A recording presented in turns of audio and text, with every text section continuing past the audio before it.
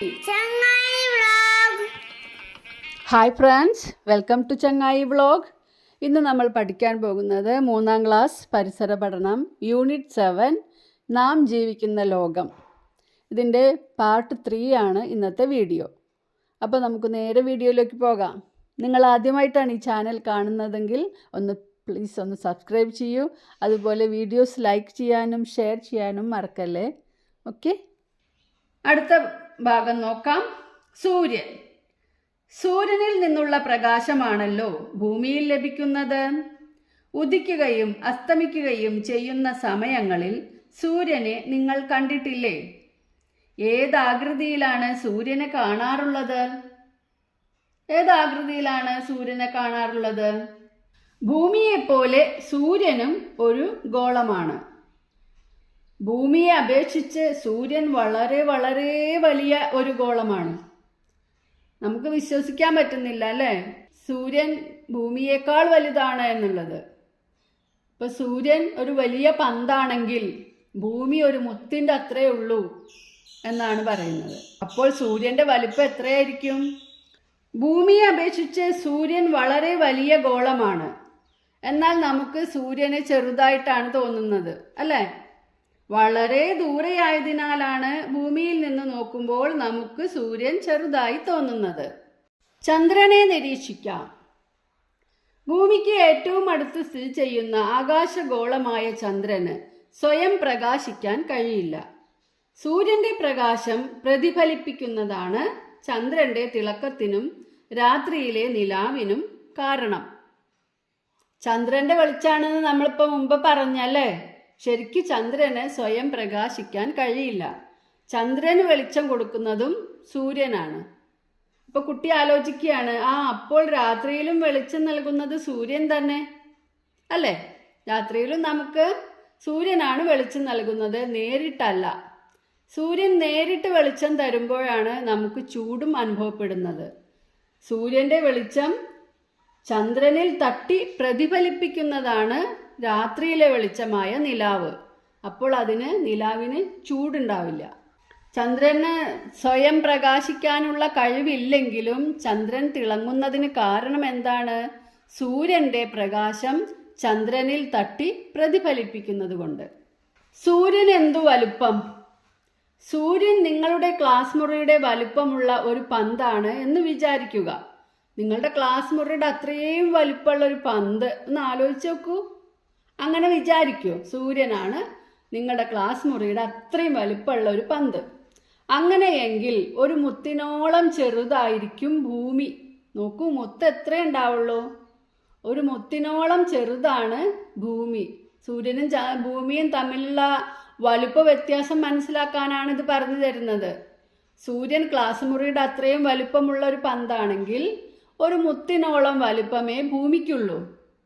ചന്ദ്രനാകട്ടെ ഒരു കടുകുമണിയുടെ വലിപ്പമേ ഉണ്ടാകൂ. കടുകുമണി കണ്ടിട്ടില്ലേ? അപ്പോൾ ചന്ദ്രന്റെ വലിപ്പം എത്ര ചെറുതാണ്? മുത്തിനേക്കാൾ ഒരുപാട് ചെറുതാണ് കടുകുമണി അല്ലേ? എന്നാൽ അസ്തമയ സമയത്തെ സൂര്യനെയും പൂർണ്ണചന്ദ്രനെയും നോക്കിയാൽ ഒരേ വലിപ്പമായി തോന്നും. പൂർണ്ണചന്ദ്രൻ എന്ന് പറഞ്ഞാൽ ചന്ദ്രനെ മുഴുവനായി വൃത്താകൃതിയിൽ വട്ടത്തിൽ കാണുന്ന ദിവസം.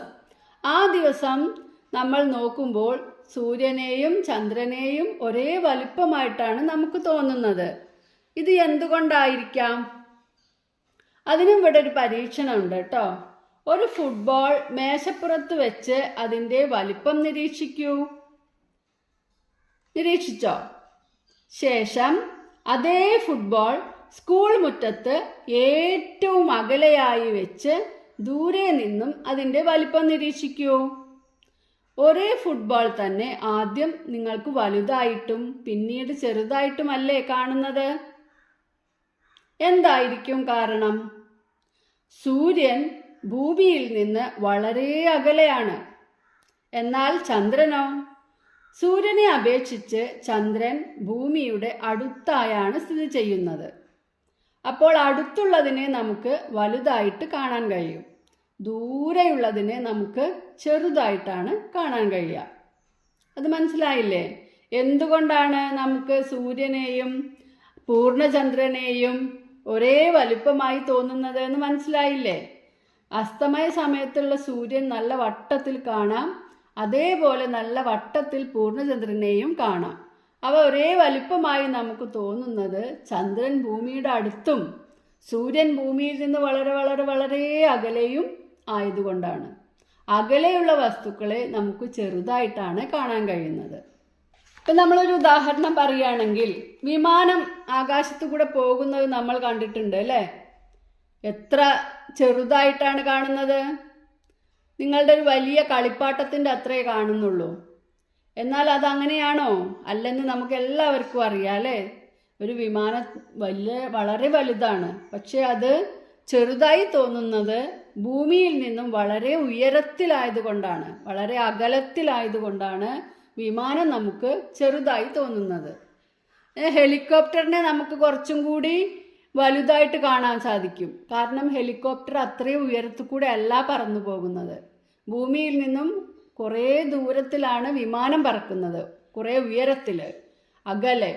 എന്നാൽ ഹെലികോപ്റ്റർ പറക്കുന്നത് ഭൂമിയിൽ നിന്നും അത്ര ഉയരത്തിലല്ല. ദൂരം കൂടും തോറും നമുക്ക് വലുപ്പം കുറഞ്ഞാണ് കാണാൻ കഴിയുക, അടുത്തുള്ളതിന് വലുപ്പം കൂടിയിട്ടും കാണാൻ കഴിയും. സൂര്യൻ്റെ ആകൃതി എന്താണ്? ഗോളാകൃതി. സൂര്യനും ചന്ദ്രനും ഭൂമിയും ഗ്രഹങ്ങളും എല്ലാം ഗോളാകൃതിയാണ്. സൂര്യൻ വളരെ വലുതാണെങ്കിലും സൂര്യനെ നമുക്ക് ചെറുതായി തോന്നുന്നത് എന്തുകൊണ്ടാണ്? സൂര്യൻ ഭൂമിയിൽ നിന്ന് വളരെ വളരെ അകലെ ആയതുകൊണ്ടാണ് സൂര്യനെ നമുക്ക് ചെറുതായി തോന്നുന്നത്. അസ്തമയ സൂര്യനെയും പൂർണ്ണചന്ദ്രനെയും നോക്കിയാൽ ഒരേ വലിപ്പമായി തോന്നുന്നത് എന്തുകൊണ്ടായിരിക്കാം? സൂര്യൻ ഭൂമിയിൽ നിന്ന് വളരെ അകലെയാണ്. എന്നാൽ ചന്ദ്രനോ? സൂര്യനെ അപേക്ഷിച്ച് ചന്ദ്രൻ ഭൂമിയുടെ അടുത്തായാണ് സ്ഥിതി ചെയ്യുന്നത്. അതുകൊണ്ടാണ് നമുക്ക് സൂര്യനും ചന്ദ്രനും ഒരേ വലിപ്പമായി തോന്നുന്നത്. അകലം കൂടുന്തോറും നമുക്ക് വലുപ്പം ചെറുതായിട്ടാണ് കാണാൻ കഴിയുക. ചന്ദ്രന് പ്രകാശമുണ്ടോ? ചന്ദ്രന് സ്വയം പ്രകാശമില്ല.